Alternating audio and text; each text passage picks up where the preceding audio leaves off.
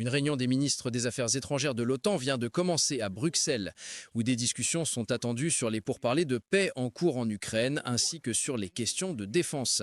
Et dans son discours d'ouverture à la table ronde, le chef de l'OTAN, Mark Rutte, déclare que la Russie continue de tester notre dissuasion et nous faisons face à des risques réels et à long terme.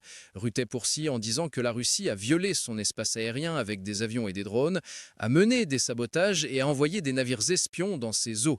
Ces actions sont imprudentes et dangereuses, ajoute-t-il, rapportent les médias étrangers, relayés par Buzz+. La Russie travaille étroitement avec la Chine, la Corée du Nord et l'Iran pour perturber nos sociétés et détruire les règles mondiales, dit-il, et se prépare à une confrontation à long terme. Rutte a souligné que les pays de l'OTAN augmentent nos investissements dans la défense, mais nous devons tous tirer notre poids. Il ajoute que l'Ukraine a besoin de notre soutien plus que jamais, alors que l'hiver approche et que les attaques russes se poursuivent. S'adressant brièvement à la presse après son arrivée, le chef de l'OTAN, Mark Rutte, avait déclaré que, bien qu'il soit bon que les pourparlers de paix se poursuivent, l'OTAN doit s'assurer que l'Ukraine est dans la position la plus forte possible. Il dit que les responsables discuteront de maintenir l'Ukraine aussi forte que possible dans la guerre d'aujourd'hui, mais aussi d'être dans la position la plus forte possible lorsque les pourparlers de paix commenceront vraiment à se dérouler d'une manière qui pourrait conduire à des résultats.